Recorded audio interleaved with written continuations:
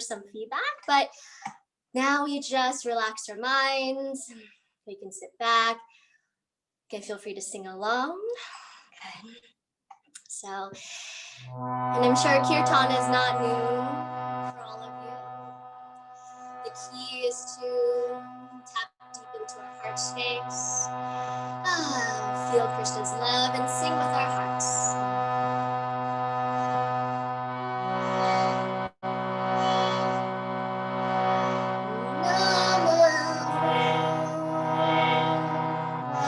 Vishnu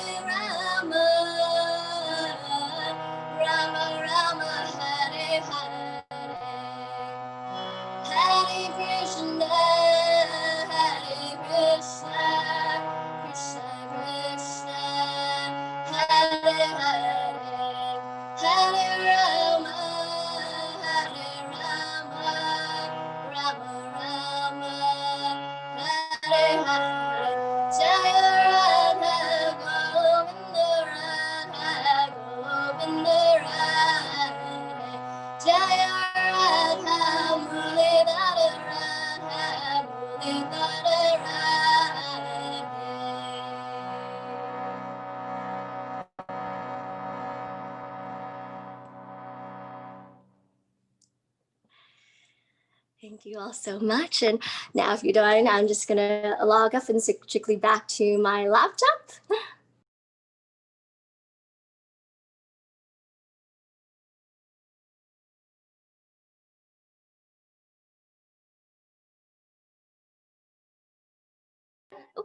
Hello, everyone. Thank you so much for being here. Oh, wow. So before I start, I just want to thank Gaurav Kumar so much, Gaurav Kumar, for having me. When he first asked me, I'll tell you a very funny story. Actually, I don't see Roshan here, but he was here last week. But Roshan and I were actually part of the NYU Bhakti Center preaching club. We were part of the Krishna Bhakti Club at NYU. And when Gaurav Kumar Prabhu asked me if I would like to speak in front of some NYU and Columbia University students, I automatically defaulted back to that, thinking they were freshmen and sophomores and undergrad, maybe not so spiritually minded or spiritually inclined. And oh, it would be so easy. I can just talk maybe about the mind, or we're not this body. But then, of course, last week when I came to this forum, I saw the roster and I saw who was speaking, and I just thought, I am absolutely, completely unqualified to speak. And I remember Gaurav Kumar, when he was going through the introductions, I was going to message him and say that he was absolutely crazy and say, no, I cannot speak in front of this forum. No. They're initiated devotees, Indian bodied, who are trained in Chowpati, Jid. They're trained by the best of the best. It's like the student preaching to the teacher. I can tell you, my teeth are chattering. I was trembling, and I just thought there is no way I can speak in front of all these such elevated souls. No, almost. Suman Prabhu, I see he serves for ISKCON of New York, and he's on all these forums, and I just thought, what can I truly speak to these elevated souls that they don't know already? So I am just so humbled that you even showed up tonight knowing who the speaker is. So I just pray that tonight I may be a vessel for whatever Krishna wants me to speak.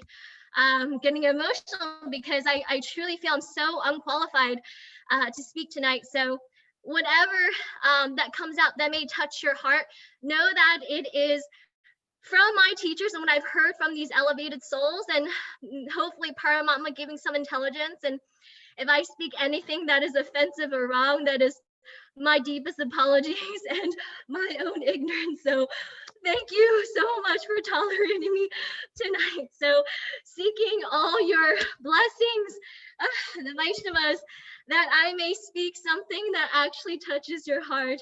I deeply pray that. So thank you. I almost had to collect myself because again, I'm excited, I'm nervous, and just so truly humbled and touched to be here tonight. So thank you so much. So to start, when I was thinking about what topic to speak about, I again thought to myself, what can I speak to this form of extremely elevated souls? And Krishna inspired me to speak on a topic that is very near and dear to my heart, just from my own experiences, from what I've learned from many questions and answer sessions from His Holiness Jayadvaita Swami Maharaj, and even my students who have taken or take to other faiths. And just through our discussions and through their association, they have helped me see the true tattva, the true essence. And so may I represent it well tonight as well. I thought I'd start off by sharing how I came to Krishna consciousness. So first, if can anyone share perhaps how does one come into performing devotional service? Anyone?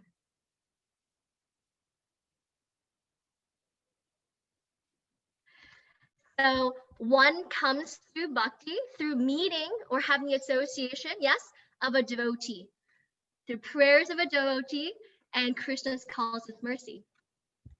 So as Garp Kumar mentioned to you previously, I was an investment banker. I was a venture capital investor, but I was so lost. I hated my job. I was following a path, a dharma that wasn't meant for me. And perhaps some of you can connect with that. You know, you guys are so highly educated, you know, being Indian bodied. We come from a background where it really puts a lot of emphasis on your school, your job. And I just felt like I was in this never ending pointless rat race. And I was even questioning what was the whole point of life. You work so hard Monday through Friday just to wait for the weekend and you start all over again. What was the point? And what was even point of living? It was just such a meaningless life to me. And then I met a devotee. So it's funny because when we say devotee, all of us here automatically thinks of someone in the line of bhakti yoga. But what is a devotee? A devotee is someone who is so enthusiastic about something or someone, yes? So you could hypothetically be a devotee of coffee. You could be a devotee of a rock band. You could be a devotee of yoga, of biking and cycling.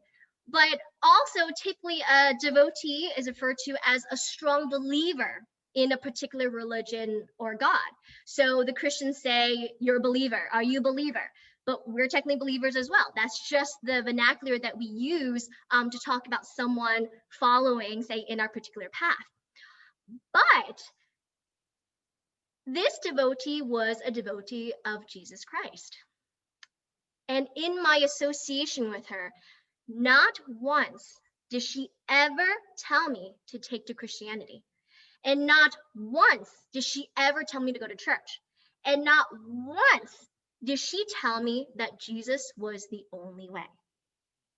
She made it her life's duty to always be in prayer and to be a servant of the Lord. And what did she do for me? She deeply prayed for me for many, many years. And so, dear devotees, when we pray for others, perhaps those who are not taking to a path of spirituality, what do you perhaps think that prayer would sound like? If you were to pray for someone, say your friend, a good friend of yours, but isn't following a spiritual path, how would you pray to Krishna? Anyone perhaps want to share? No right or wrong answer. Maybe just that, let everything good happen to him, and may he head towards finding himself, and may his life lead him to something sublime, which he can cherish and which he can be sheltered in, forever or something like that. Yeah, just overall something good should happen to him. Yeah, something in the lines of that song by Jahnavi Mataji. Hari Om, that verse Vastyastu Vishwastya, Khala Prasidatam. So it just is it's just, it's like a well-wishing verse for everybody, just well-wishing. So, thank you. Yeah. Yes, Chip. And you hit on some key things. May he come to himself. We all know what just coming to himself, realizing ourselves also means realizing Krishna. Suman Prabhu messaged me privately. He said, Krishna, please see that someday he will be redirected to come back to you. Yes? And that is so beautiful. See, when we pray, dear Shri Krishna, may the soul find you, follow you, love you. That sincere prayer might be answered, but it may be answered by guiding that person to another path. The pure devotee has no attachment, especially to labels. A pure devotee only cares if a soul comes back to the lotus feet of the Lord. And we know the Lord has many incarnations. The Lord has many names. So devotees, we know that when one is on the highest platform, that is how they think. And we know there are 3 types of devotees. What are they? Anyone? make this an interactive discussion. Something to do with Madhyam and like first, second, third, 3 stages. I forgot the names. That's right. And hopefully, oh, Simon, you should respond all to the group, not just to me, but he said that's right. Kanishta Adhikari, yes. Madhyama Adhikari and the Uttama Adhikari, yes. So the Kanishta is really at the neophyte stage, yes. And then you go to the Madhyama Adhikari, who is, they have some knowledge, able to judge between or discern between who is God and what is their position. And these are typically the preachers who must also judge to correct misbehavior. But at the very highest level, it's the Uttama Adhikari. And at this stage, the highly advanced devotee knows the conclusion of all transcendental knowledge. Yes, and they see all living entities as part and parcel of the Supreme Lord. So I feel like Suman will know this because last week he was quoting all the Shastra, but anyone else? What does the Bhagavad Gita 5:18 say about a humble sage?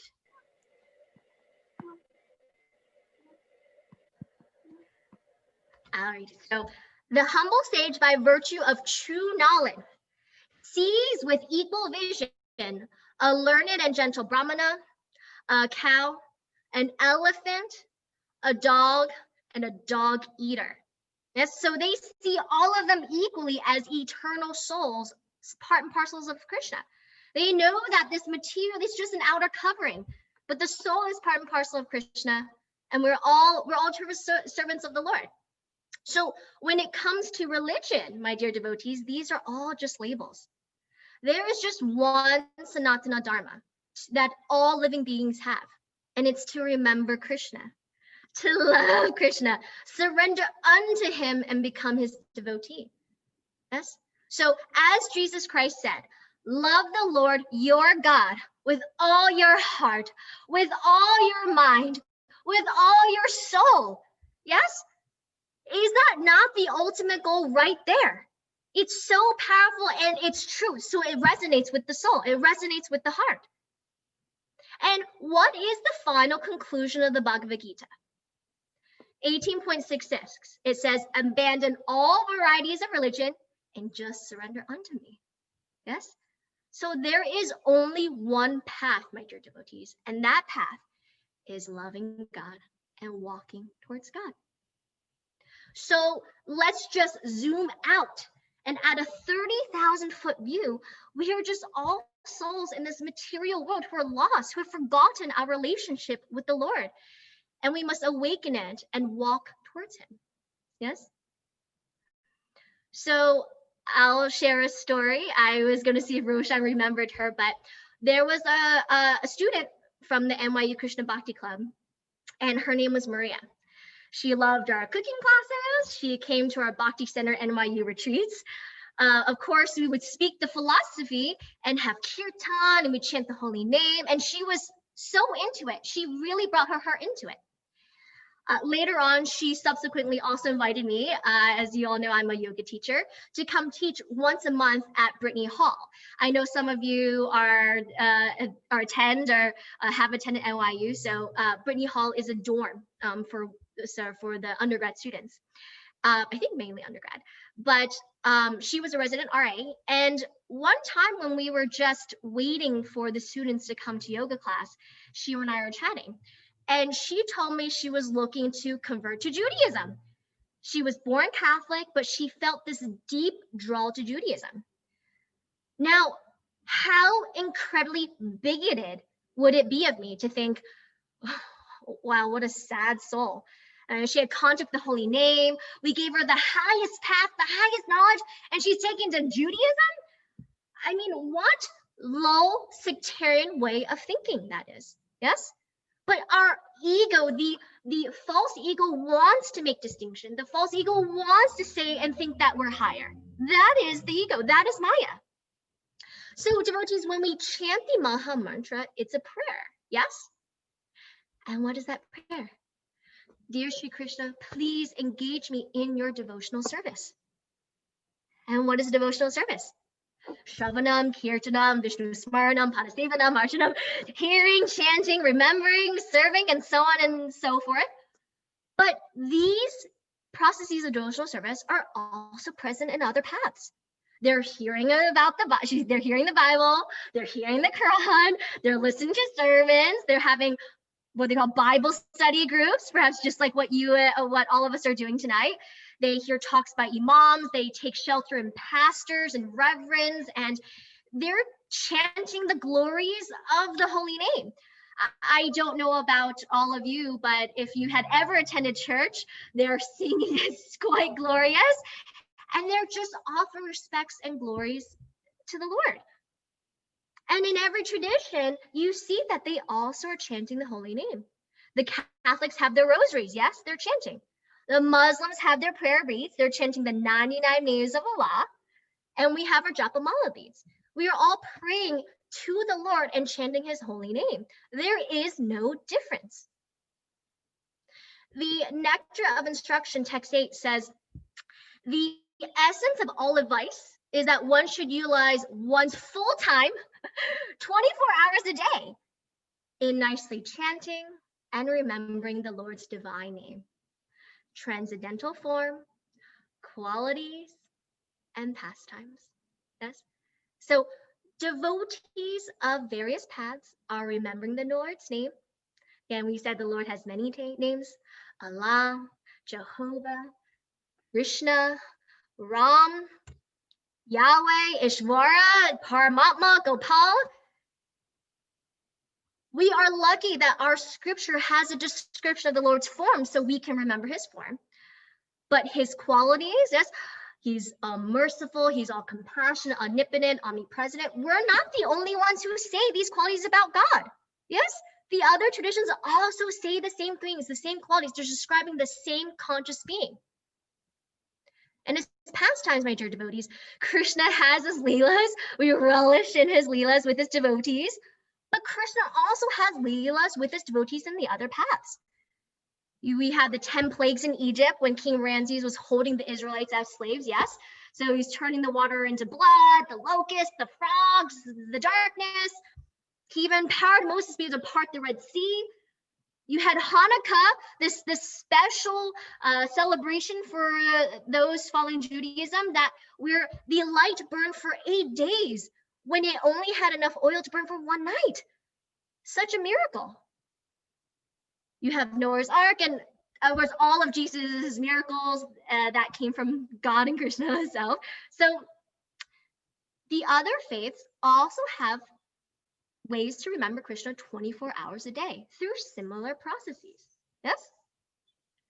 So I would like to also take a step back, and if we take a look at the great personalities in our movement, I know all of you are Indian-bodied, but if you know some of the Western-bodied personalities, such as His Holiness Ranaswami, His Holiness Jayadvaita Swami, even His Grace Raghunath Kappa, who is such an influential figure in spreading Bhakti Yoga. Yes, they came from Jewish and Catholic families. And I'm just even thinking now, Haridas Thakur, he was Indian bodied, but he came from a Muslim background. There's some qualification. Bhakti Sukriti must have been there. Of course, we can say there are personalities who come and take to Bhakti Yoga, but we know that even staying on this path is not easy and it's not guaranteed. Many people leave. But to be elevated to that platform of, say, sannyasi, Swami, it's not an easy thing. It's not a title that one can easily obtain.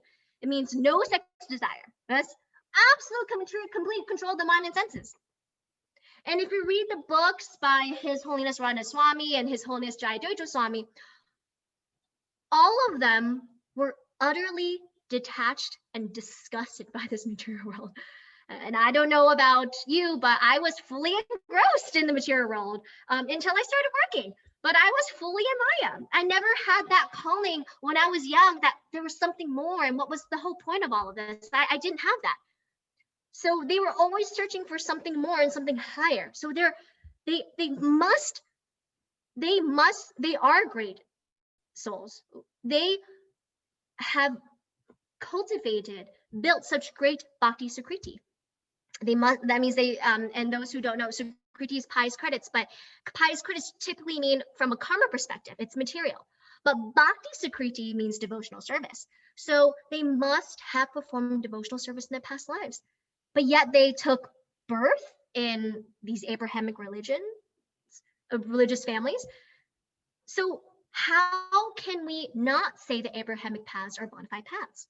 Yes. And if we take a step back and think, we said a quality of Krishna is that he is all merciful, all compassionate. Yes. So if God is all merciful, then God cannot make only one way back to him.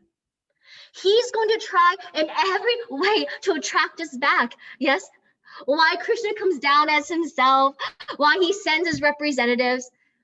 When a son has left home, the father is always eager to get the son back. And if you look at this crowd, I bet not everyone has a favorite color or favorite food or favorite hobby, perhaps a favorite sport, cricket, but we have our different styles of clothes. So for some inexplicable reason, perhaps your favorite food is blueberries. And then maybe jits is mangoes, is one better than the other. Some of you maybe like riding a bike and some of you like to swim. You know, God is a person. We know God is a person and we are individual souls. And so that means there's individuality. And with individuality, there's variety. Yes? There's a variety in the spiritual world, so there's variety in the material world. And why one is attracted to one path over the other could depend on past life karma or past impressions and maybe a past religion that they also practiced previously.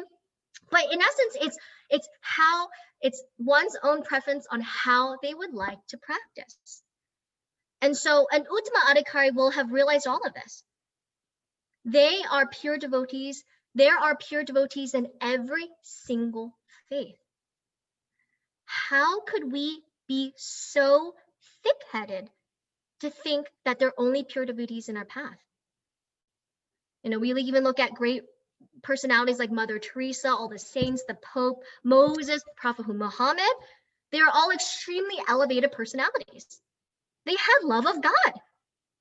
And as Jayadvaita Swami Maharaj said, there are actually no tears in religion. No.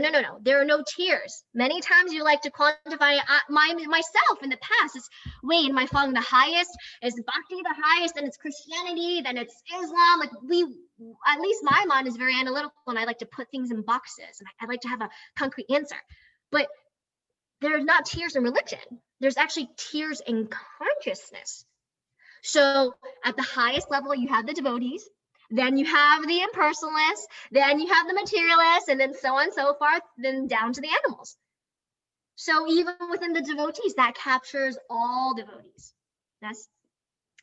So I'm sure many of you are now thinking perhaps, so then if there are many paths, then how do I know if a path is bona fide? Yes. What if I accidentally fall upon a cheating religion? And I am not Indian bodied and I did not grow in India, but I know there's this concept of a lot of cheating gurus and a lot of those who just speak the Bhagavatam or Gita just for money, and they're not sincere and they're not actually once following a bona fide path.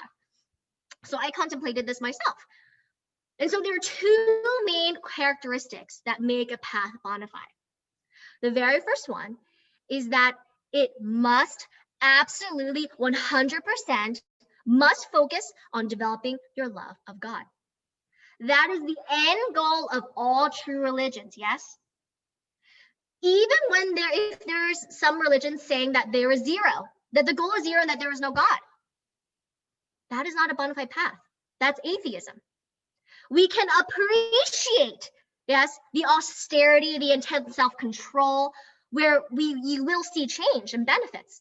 But it's missing that main and most important component, which is love God. And so number two, the scriptures, the process in which we have to practice to develop our love of God, to walk towards God, must be authorized by God. I remember there was this big controversy of Osho. Yes, I think maybe some of you guys know who he is. Yes, he was this guru he was actually a very great brahmachari. And anyways, I won't go into it, but he fell down, and so he changed the philosophy, saying one can enjoy sex and indulge in all the pleasures, and yes, that is a path.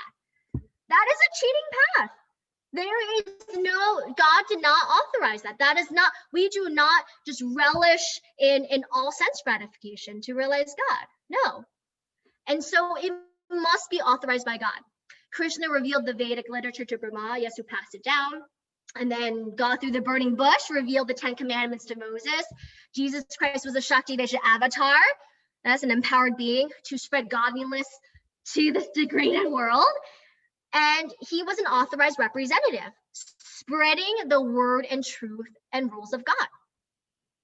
And maybe some of you have Muslim friends. Then the Quran was revealed by Angel Gabriel to the completely illiterate Prophet Muhammad. He couldn't write. He had to have his followers write. But the words just came out. This makes me think of, oh my gosh, is it Gopal Kishore, who was Bhaktisiddhanta Saraswati Thakur's guru? He was also Babaji, completely illiterate, but he was empowered to speak so much scripture. Yes? So when one is following Bodhi path, one should see transformation. And what are the transformations? One, our mood swings should actually level off. Yes, we are not thrown off by all the dualities of the material world. The Bhagavad Gita 6.7 says, the devotees of the Lord are unaffected by the dualities of material existence, namely distress and happiness, cold and heat, honor and dishonor. Now, why? Because we stop identifying ourselves with our bodies more and more in those situations. We have a higher knowledge, we have a higher taste, and we are absorbed in the service and devotion to Krishna. 2, transformation of the heart. This is so important. What is bhakti? Bhakti is love. Our hearts should soften. We should become compassionate to other living entities. Our hearts should melt and transform. We begin to elevate closer and closer to the Uttama Adhikari stage. Yes, so we begin to see living entities equally and as part and parcel of the Lord. Therefore, we treat them more compassionately. And guess what? Pure devotees and all paths are vegetarian. Because even if there's scripture, which we'll talk about later, is okay to eat meat, when one's consciousness elevates, the knowledge becomes clear. Paramama also reveals and guides in the heart. This was one of the first things that Satyaraj Prabhu told me when I was coming into Krishna consciousness, and it just blew my mind. And it was something to really meditate on. Lastly, we should have a distaste for material things. They should decrease, and our taste for spiritual things should increase. Hearing, chanting, performing devotional service. Basically, we see the elements and the progressions of the 9 processes of bhakti in all bona fide paths.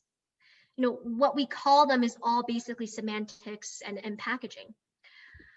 So now you guys are all very analytical engineers, always picking things apart. And I know one question I had was, well, what about God versus God's representative? Christians believe Jesus Christ is God. We know through more details that Jesus Christ was a Shakti Vaishya avatar. But my dear devotees, zoom out. If one is a pure devotee, which all Shakti Vaishya avatars are, they have no desires separate from the Lord. They are one, they are not God, but they are one with the Lord in intention, in will, and in desire. So from this 30,000 foot view, does it matter if it is God or even one of his dearest, most confidential representatives that is coming to preach to us? They are saying the same things. For us, we see Jesus as guru, and what do we say? The spiritual master is as good as God, yes? The spiritual master will bring you to God. At the 30,000 foot view, it's a detail. The effect should be the same. Now, when we live in our day-to-day, close-up view, if there is one truth, one set of rules that God is trying to tell us, how can we see so many differences among the faiths? For example, as I mentioned, the Jews, the Christians, the Muslims allow meat eating. They don't believe in reincarnation. They don't know what God looks like, and they think we're idol worshipers. Yes, I'm sure some of you have heard these. So let's begin addressing each of these. As we said, Jai Dwichaswami Maharaj said, there are no tears in religion. There's only tears in consciousness. So I think everyone knows, what are the 4 regulative principles? Anyone? Feel free to call them out. No meat eating, no gambling, no illicit sex, yes. no intoxications. So what if I told you Islam preaches the same exact thing? Those 4 regulative principles. So what? They eat meat? And I no meat eating, and yet they eat meat. When we read Srila Prabhupada's books and when we hear his lectures, you will never hear him say convert. Srila Prabhupada never wanted to convert Christians or Muslims or Jews to Bhakti Yoga. What he wanted them to do was follow. Not convert, but follow. What do the scriptures say? Yes? So let's zoom out again. Let's forget the labels and let's just focus on what the rules are trying to tell us or convey to us. What is being preached? So there are the highest standards, and then if you can't follow the highest standards, then there are other standards. Yes? So first class, no meat eating. Yes? If you cannot control your tongue, then you must follow rules of halal. You must follow rules of kosher. The animal cannot be in fear and cannot see the blade. You must cut it this way. You must offer it to God. All these rules. You cannot eat pig. You cannot eat bottom feeders. All of this. That's second class. And then of course you have third class and you have fourth class. Yes. One of the 10 commandments is thou shalt not kill. It didn't say thou shalt not kill only humans. Yes. The Quran says in 2.173 that he has made unlawful to you only carrion, which is meat or animals that are already dead. Blood, so blood is very dirty, you should not take it. And the flesh of swine, which is as pig. And the animal which is offered in the name other than God. So you cannot eat meat that is offered to anyone else other than God. But this part is key. Yet whoever is constrained by dire necessity to eat them, provided he does not covet, which is forbidden. Here the Quran says, provided he does not desire to eat meat, nor transgress the bounds of necessity, no sin shall be on him. Surely God is all forgiving and all compassionate. So what does that mean? The Quran is actually forbidding the eating of meat unless it is out of dire necessity. It is forbidden. It is a transgression if you eat out of desire. But practitioners today don't read that detail, yes, or they can't follow. When I heard this story that the disciples of Srila Prabhupada were in Russia, and I think it was Russia, and they told Srila Prabhupada, there are no vegetables to eat, there's only meat. And Srila Prabhupada said, then you eat meat. There is time, place, and circumstance. Yes? Jesus Christ performed the miracles where he multiplied fish and bread. This is one of those pastimes where he took, I think it was 5 fish and 2 loaves of bread, and he was able to multiply to feed 5,000. It was a dire circumstance. He would never, ever okay tuna factories and factory farms. No. And even Krishna himself came down as Dhamantari, the father of Ayurveda, which there is a whole section on meat. But we don't focus on that because that's not for the Brahmanas. No, that is not first class, not for the first class followers. That is for the Kshatriyas. But Krishna himself gave us science around meat and Ayurveda himself. So next, we know illicit sex. What is the highest standard? And this is preached in all the religions.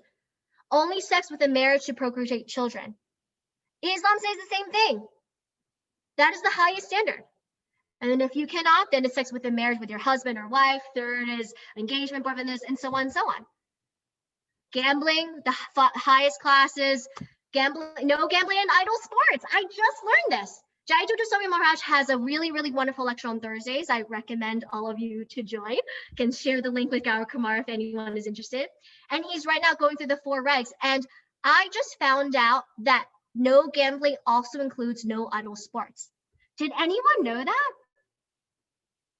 And what does no idle sports mean? That means no scrolling through social media, no board games with your friends, no movies, no watching cricket, no anything that takes your mind away from Krishna.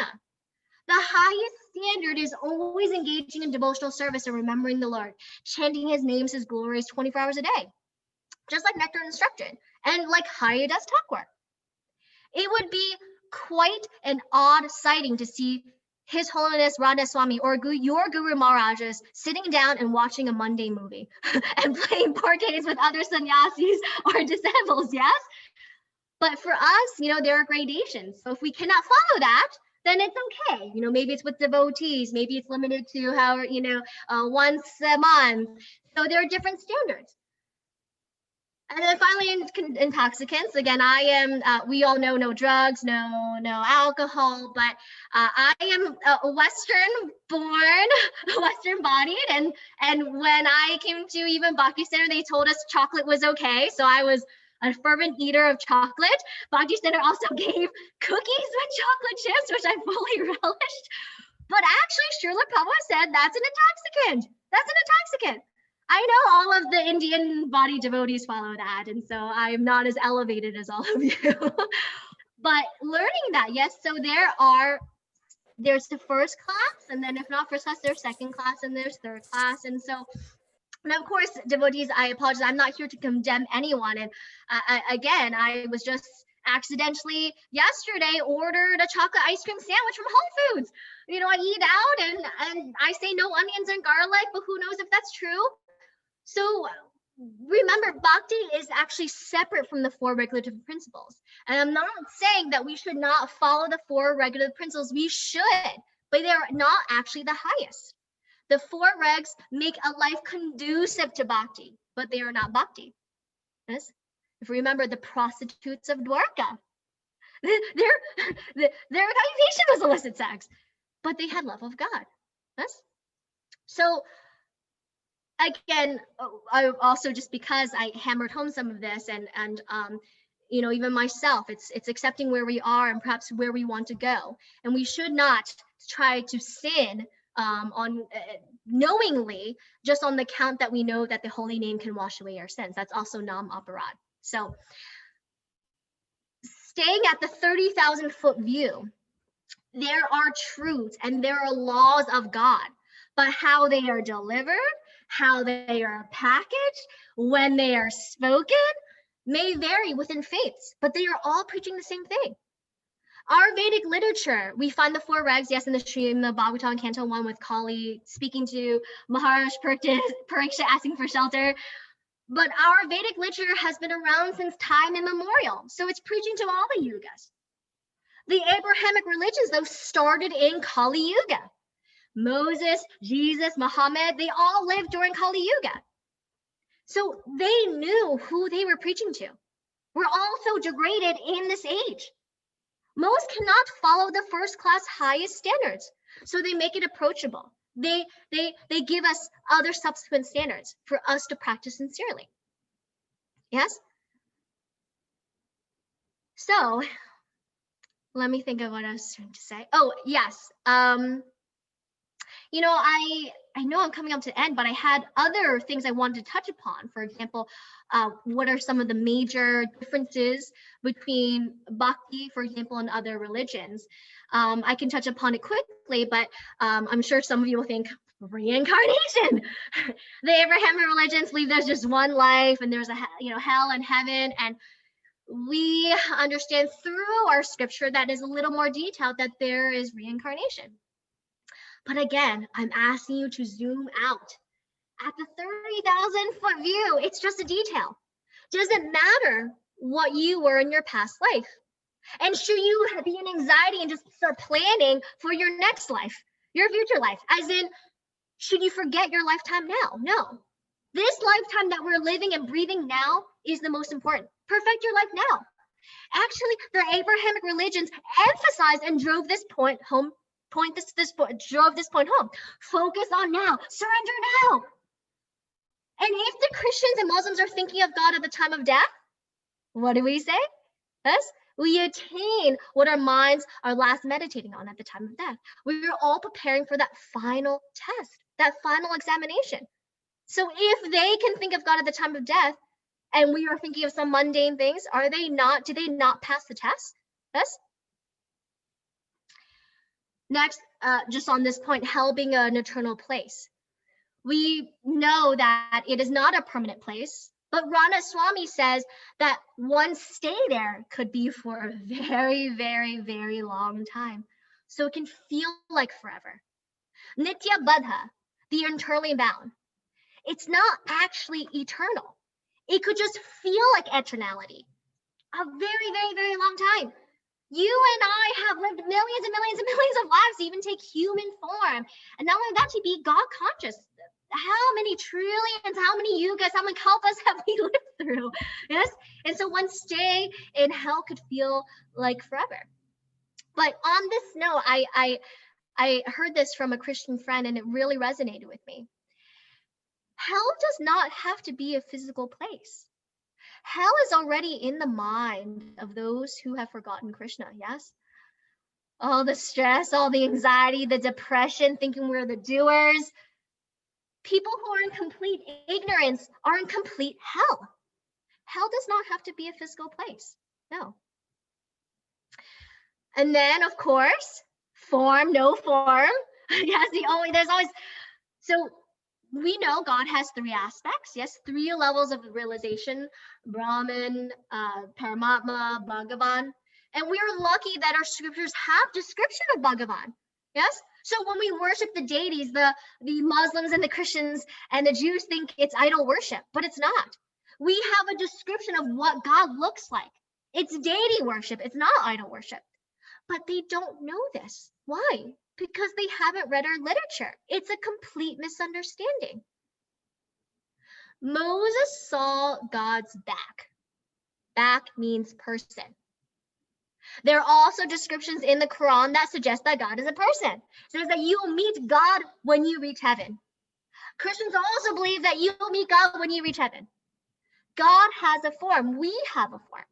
But the problem is, without having a description of what God looks like, for example, in Islam, it's turned into a more impersonalism approach. You know, most scholars haven't read or picked up on the details that God, you'll meet God, or one of my students is a devout Muslim, and we've had this conversation. He's talked about certain verses that actually indicate that God has a form, that God is a person, but it's just not described. So through time, now 1,500 years later, there's no form. So, and the details, the scripture gets lost, the essence. So they think it's an impersonalist, God has no form, but that's actually not true. Christians believe Jesus Christ was God in flesh. So the form is their meditation. But as we discussed before, God's representative is as good as God. We have a Murti of Srila Prabhupada, yes, in all of our ISKCON temples. We give obeisances, we worship on the altar as well. Yes? So finally, I'll conclude with this. We think we are better and higher because we have details. While that bears some weight to it, yes, calculus is more advanced than simple addition. Yes, it is. But being a learned scholar isn't necessary to perfect your life. Let's look at Sridhar, the banana leaf seller to little Nimai. Shaburi, she was an ascetic living in the forest waiting for Ram. And she was originally a hunter's daughter, completely uneducated. The story of the cobbler who talked to Narada Muni, went to ask Krishna when, yes, they will be liberated. The learned Brahmana as well. And Krishna said, oh, tell the cobbler that he'll perfect his life in this lifetime, and the learned Brahmana that it will take many lifetimes. Yes. So they understood the essence, the conclusion of all transcendental knowledge. Why do we even read and hear all this knowledge? It's for us to realize that conclusion. It's not just dry philosophy. And what is that conclusion? Surrender unto Krishna. Love him with all your body, heart, mind, and soul. Become his devotee. My dear devotees, what is the definition of a Vaishnava? It is one who follows Vishnu. And what is Vishnu? Vishnu means the all-pervasive, one who is everything and inside everything. So as Kripa Moya Prabhu said, there are Krishna Vaishnavas, there are Muslim Vaishnavas. Bhakti Vinod Thakur actually said the Buddhists who believe in God are Vaishnavas. And what is the definition of Muslim? Muslim is an Arabic word that means one who submits. So my dear devotees, for all intents and purposes, we are all by definition Muslims. So with all of this in mind, when we fight on the basis of religion, the riots in India and February in Delhi between the Hindus and Muslims, the Christian crusades, the religious hate crimes, this is all Vaishnava aparad, devotee aparad. How can one not be a devotee just because he calls God by a different name? How can one not be a devotee just because they're following a different authorized way of practice of worship? Someone not wearing a tilak. No, my dear devotees, no. May we try our very best to elevate our consciousness to the Uttama Adhikari level. If not yet with full realization, then with a concerted theoretical understanding. Forget the labels. Zoom out. We are all fallen souls who have forgotten our relationship with the Supreme Lord, and we are all making our way back to Godhead. Thank you so much for tolerating me. And look at that, Krishna had me end right at 10 p.m. I can stay on. I don't know if others have any questions, but thank you for tolerating for the last hour. Any questions, any comments, reflections, corrections, as I know you are all much more learned than I am. But thank you so much for letting me speak into your ear, and hopefully something within that resonated with you. Thank you so much. First of all, thank you so much, Athena. I really loved your enthusiasm and the way you presented this broad-minded understanding of God consciousness and how everything fits under that big umbrella, and that we should not think that we are better or someone else is better and so on. It's a wonderful class. Thank you so much. Before I have a few questions, but before I ask, is there anybody else who would like to, first of all, thank Athena and appreciate the class? If you have any reflections, if you have any questions, now is a good time. Do you have some time, Athena, to stay? Yes, love Krishna Katha. Okay. Could always talk. And Simon, first, you so kind. You're messaging me privately. Thank you so much. Down the butts as well. Simon Prabhu, Hare Krishna. Thank you. So anybody can unmute and speak. Yeah, that's fine. Okay. Yeah.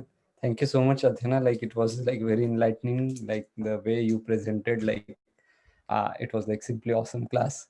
And especially, like it made me rethink about my presumptions about especially Muslims. So I'll certainly go back and think again. Like my understanding, like right now, is like there is nothing good in Islam because it's all about killing and slitting the throats. But certainly, like you made me rethink. So thank you so much. Yeah. Thank you. And I Like, just your want way to. of your way of sharing heart is really amazing. Like, yeah, it was really wonderful to hear you. Thank you. Thank you. No, and I just want to comment. A lot of all of that is misunderstanding, and what you say is a very common thought. Yeah. So just because of the terrorists in 9/11, then we think all Muslims are bad. Then we think all Muslims are jihad. Yes. But that's like saying every German that you meet is a Nazi, right? Just because the Nazis had done such horrific events, acts. But not every German is like that. And then not every Muslim is like that. The reason why they think we're idol worshipers is because there's a misunderstanding. Uneducation. And similarly, we are uneducated also about their faiths. And this is just an aside. Garkumar, can message you. My student Moose, he's a devout Muslim, and I can tell you everything that I've learned about Islam is through him. He just be a really wonderful speaker. And I think, especially since everyone here is Indian bodied, and again, it might touch home more, again, the whole Muslim Hindu thing, he might be a good person to speak to. Just he hopes to write a book one day about just the similarities between Bhakti and Islam. He's now taken to Krishna consciousness, again, his taste, but he's memorized the whole Quran, he can read Arabic, and he really understands the essence. And I can sincerely say he's been my teacher, and everything that I've said about Islam is through him. So thank you. I was uninformed as well. Vinay, thank you so much for your kindness and kind words. And thank you for sharing that reflection. Thank you. Anyone else? Vishal Prabhu, I know you had you wanted to speak something. Yeah, Hare Krishna Mataji, thank you. Very nice class. I really liked how you went from ritual to spiritual and focusing on the essence and comparing all the religions. And what you recently spoke, I was thinking about Journey Home, how Rajnath Swami mentioned about his friend, I forgot his name, when they were comparing the reading Quran and Bhagavad Gita side by side, and one of them said like a dog never forgets his master, however he dresses or whatever attire he has. And Yes. yeah, thank you for that class. And I have a question. So you said like when we read or we get the essence, which is like love for God. So if we have read like, or if we have realized the essence, not realized, or if we know the essence, so why should we read further scriptures?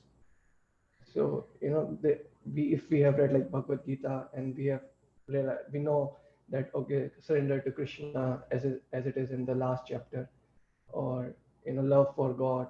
So the essence is clear. So why read Bhagavatam or other scriptures? Oh, thank you so much. That's a really, really sincere and nice question. So I am going to push you a little bit. We may know the essence, but do you truly understand it? Have you fully realized it? There's Gyan and there's Vyagan, yes? So there's knowledge and there's realized knowledge. If you read the lives of these elevated souls, right? So today I was actually just in Jaya Jagannath's class, and he was speaking that he told this really wonderful story. And I apologize, I wasn't sure, my Sanskrit is horrible, so I always just read I just tell the translations. But there is a story, and the point was different, but he was saying that there was this great Vaishnava, and he wanted to understand the Buddhist philosophy. So he pretended and he took to a guru in Buddhism. And one day his teacher quoted a shloka and he dismissed it. And he said, basically simplified it down that it lost the essence. And this devotee started crying. And the other student said, he's a fake, he's a devotee. Why is he here?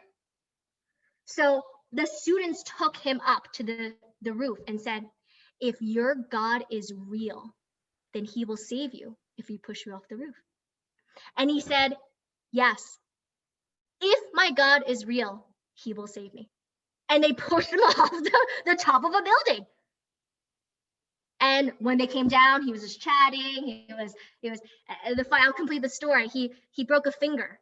And even just on that, they said, well, your finger is broken. And he said, yes, because I said, if my God is real. So my point is, I'm asking you might know to surrender to God, but have you actually surrendered to God? Are you willing today, if I put you on a 20-foot story building and said, I'm going to push you off and Krishna's going to save you, would you say yes? That is the test. Can we truly live by that essence? We may know things, but we might not have realized it. And so when we read these stories, and that's why hearing the pastimes, hearing of these elevated souls, it builds that trust. Oh, Mahaprabhu answers, read this part. Oh, sorry, this is, um, so, okay, perfect. Someone, he shared it with everyone. So we must read because it builds our faith. There are different processes. There are the 9 processes, right? And the first step is Shraddha. We must develop faith. And so we read and we hear to develop faith. And then it brings us through all the different processes to full surrender. So it's actually extremely important. And then this goes, and again, we have different processes, association, but unless we put all this junk in our ears and through our eyes, right? YouTube, maybe, Monday music. So if you don't keep hearing, if you don't keep reading, you're going to be dragged down. We are not above Maya. Maya is Krishna's is also his energy. And so we're put into illusion. So we cannot think that just reading a few verses of Gita just last year, that we are above that and we understand the essence. We have not realized the essence. Hopefully that was helpful. And if anyone else wants to comment on that, feel free. Thank you. So she said, the problem is we develop faith and continue test it every now and then. So this is actually a very scary thought, my dear devotees. But if you really, really want to see Krishna in your life, then you pray for calamities. Just like Queen Kunti. After Kurukshetra, what did she say? May the calamities come over and over again so that we may see you. We cannot even fathom and understand what the Pandavas went through. Their own family members trying to kill them. Slaughter of millions of lives on Kurukshetra. And after that, all that, being a single mother, she says, Krishna, may the calamities come over and over again so that we may see you. So many times it's in the calamities that we actually see Krishna. Because when life is good, yes, you don't need God. Life is good. I can depend on me. I have everything. I have a roof over my head. I have money. I have a family. I have friends. So you might forget Krishna. So if you truly, and this is your prayer, if you want to see Krishna in your life more and more and test it, then you can pray for calamities. And that we know, I think it was Nectar of Instruction, Srila Prabhupada says that when Krishna particularly favors a devotee, he takes everything away. And it is a blessing. It might sound scary, but it is a blessing. It's a blessing. Because when your family is stripped of you, your wealth is stripped of you, your friends are stripped of you, you have nothing but Krishna. Who else can you turn to? No one else can help you except for Krishna. And that is so, so, so sweet, my dear devotees. So hopefully that helps. Thank you. Any other comments, reflection that Gaurakumar, I know you had questions or Jit, yes? Thank you so much. It was a wonderful class, and you really answered the question to the point. Like Vishal Prabhu's question, I really love that answer. We might just theoretically know many things. We might memorize chapters and chapters of Bhagavad Gita, but then in order to truly realize it, we need to live it out. And yeah, that's a good point. And one thing that you mentioned about Osho, and even like when we see the differences, we kind of do cherry picking of things, and when we depict that one small thing to be the entire essence, that's when we run into such conflicts. So for example, Osho, I've heard that there is this verse in Bhagavad Gita 3.33, Nigraha Kim Karishyati. So what is the use of, Sadrasham Cheshtate Swasyat Prakritir Gyanavan Api Prakritim Yanti Bhutani Nigraha Kim Karishyati. So even the Gyanavan, even those who are in knowledge, act according to their natures. So what is the use of suppressing your nature, right? This is the verse. And he cherry picked this verse and he made it into the entire philosophy. What is the use of repressing? Whatever you have, just do it.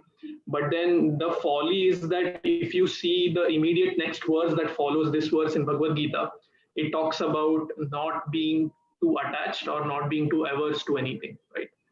So it comes by such cherry picking. Even the whole conflict with, between religions, it happens because, as you said, we don't see the overall view. And I really loved the example that Vishal Prabhu mentioned in Radhanath Maharaj's book, right? God, the dog's master can sometimes come in, a suit and tie. Sometimes he can come in robes, or sometimes he can just come naked. But then the dog who is faithful, he knows that this is my master. And that is how we should, see other religions. And yeah, Yes. it's really nice. And thank you so much. It really opened up my mind, at least, to. Thank you, Jit. And I would say when I saw Jit on the also list, I said, wow, we've been in question answers with Chaitanya Charan. He's on point, super smart. What can I say to Jit? He already knows more than I do. So thank you, Jit, for your kind words. It means a lot that I could have even said one thing that helps. So thank you so much. Hare Krishna. Thank you.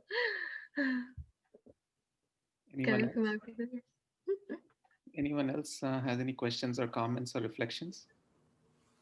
Hare Krishna Mataji, thank you so much for the amazing class. I mean, everything that you said was so good, but more than that, the way you presented it was so authentic and from your heart. Like, not even for one moment I could just zone out or anything. It was just lovely. And to be very honest, I always crave to be around people who respect all different religions, because sometimes you do feel that, I was just discussing the other day with devotees, that you sometimes feel let down when you hear some, I don't know, just some differences of opinion. But it's really nice that how there's so much of respect, and you sort of brought everything together, and it would like always stay with me the entire lecture. Thank you so much. Thank you so much, Brenda. Majuji, that means a lot. Thank you so much. And I can sincerely say that even to come to this point, I went through the, is Krishna consciousness better? What is this? And a lot of it. So I have to thank my teachers who have taught me everything that I've even said tonight, and really contemplating it and questioning it. So thank you so much, Brenda, for even having that, because wanting to also seek similarities among the faiths. And the more that I talk, and it's sometimes you just have to open our eyes and apertures, talk to your friends, talk to the Christians, talk to the Muslims, and when you talk to them, you just realize it's all the same. It's just semantics. And so whatever I have spoken tonight is what I have heard myself.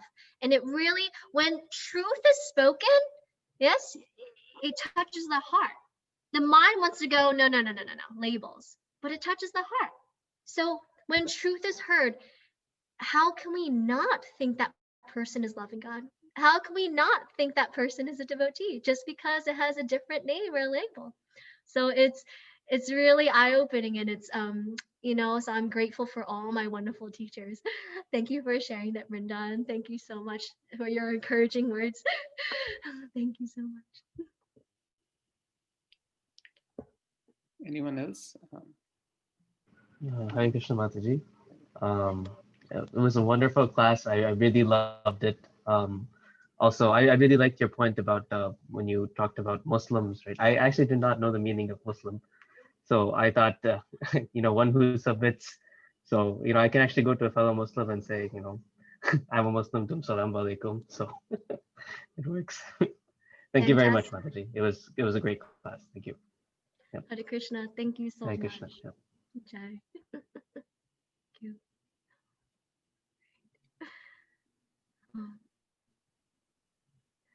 Anyone else? Okay, so I'll just end with a couple of comments. First of all, even Krishna in the Bhagavad Gita, he didn't have a very narrow-minded view. I mean, he, even through the verses of the Gita, he let everyone tap into his own self through various ways. So it was not just one approach. There were so many approaches that Krishna gave. So that shows that even Krishna was not narrow-minded, but broad-minded. So that's one thing I wanted to share. And the second thing is, you talked about Kanishtadhikari, Madhyamadhikari, and Uttamadhikari. So what we have heard is at the Uttamadhikari platform, it's very difficult to preach because, as you quoted 518, Pandita Samadarshinaha, you start seeing everything equally. And it's actually very difficult to instill faith in a particular path as an Uttamadhikari. But so even Srila Prabhupada, it's mentioned that even though he was an Uttamadhikari, he had to come down to Madhyamadhikari so that he could preach Krishna consciousness. So any thoughts on this? Exactly that. And it's very interesting. Just as you were mentioning this, even of course, to preach in order to teach, we have these categories, but if you read a lot of different variations, the definitions are quite different. And so they're also, in sense, I don't want to say labels, but it's for us to get a sense of what that means. And so we understand that spirituality is not black and white. There's a lot of gray area. Just like we had said many times ago, 4 rags. And so if you don't follow 4 rags, you're not a bhakti yogi. You can't be a pure devotee, but that's not true. You have very elevated souls. If I could humbly say, give example, for example, Raghunath Kapu, he is a very elevated soul. All of you know who he is. And he drinks coffee. But it helps, which is better? For him to serve more and it gives the energy to serve more because he's constantly giving and giving, or follow the regs and just not and cut down on his service. To him, that is better. So the reason why so that was the example of the gray areas. How can we say he's not such an elevated soul because he drinks coffee, which is an intoxicant? It helps in his service. The purpose for why he's doing it is for Krishna's service.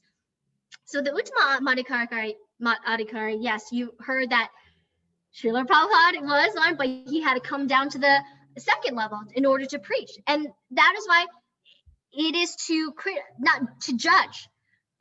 But what I am saying is, if you look at, for example, His Holiness Radha Swami, I personally believe that he is at the level of Uttama Adhikari.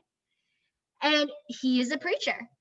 He is able to preach, and he's able to speak the truth in a way that is also, I'm going to say, what is it? In the US, we say PC, politically correct.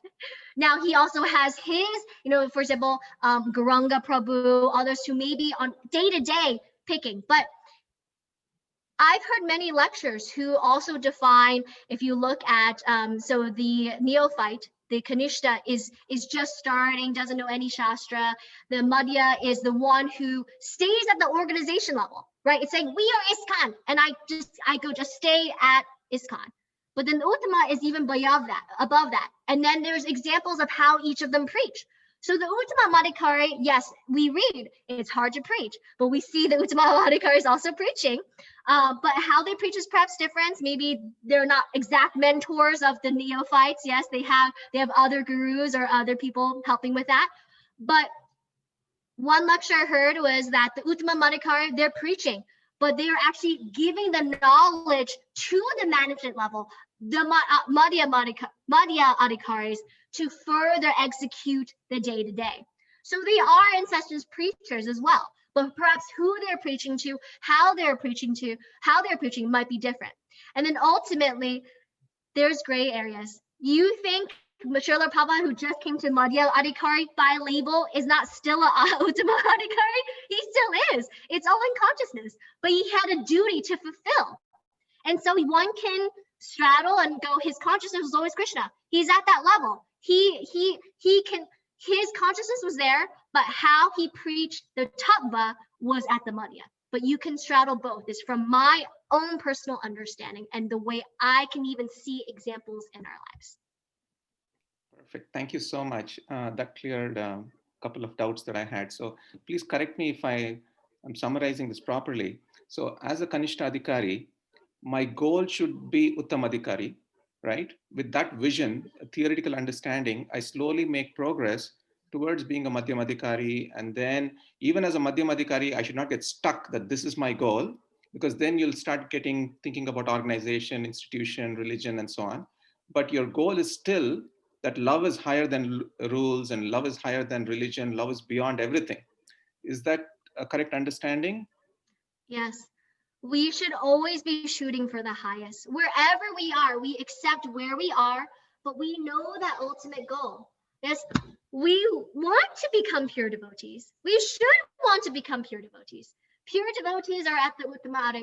Well, this gets into there are different types of pure devotees, but we should be striving for the highest, and we maybe take steps, but our ultimate goal should be at the highest to reach prema bhakti, is to become a Uttama Adhikari. And again, Srila Prabhupada is a Uttama Adhikari, but his duty was that in order to preach the Krishna consciousness to the West, he by label stepped down to this, but his consciousness was always at the level of Uttama Adhikari. Thank you so much, Athena. If there is no more questions, we can end. If there's any other questions, comments. Just one thing I forgot to mention this. I don't know, Gaurakumar Prabhu or even Subhan Prabhu, Karan Prabhu, they might know this lecture of Indradyumna Maharaj. So somewhere in France he went. Yes. I think it was France, and for preaching purposes, and then they had to stay in the church for a few days. And then Maharaj describes his experience with one of the priests there. It's like really amazing. I forget the name of that lecture. I'm sure it should be available on YouTube, but it's really nice. It's called Story of Father Pierre. Yeah. Okay. I can share the link. Let me find it. Please That's share a the real, link. yeah, it's really nice. We should all hear that. Okay. Let me. Thank you so much. Thank you so much for tolerating me. Thank you for your encouragement. Thank you for staying on so late and asking such great questions and your engagement. Thank you so much. Fantastic. Thank you so much. Karan shared the YouTube. I'm going to copy this as well. So thank you so very much. I would say this was my very first time preaching to devotees. Again, elevated souls. So I thank you so much for this opportunity. Thank you so much for being here. It's so encouraging to me. And thank you again, Gar Kumar Prabhu, for believing in me and having the faith in me. So thank you so very much. This is not going to be your first time, Athena, and we're going to invite you more often to this channel. Thank you so much. Thank you so much. Hare Krishna. Thank you all so much. Hare Bol. All right. Have a good night. Thank you.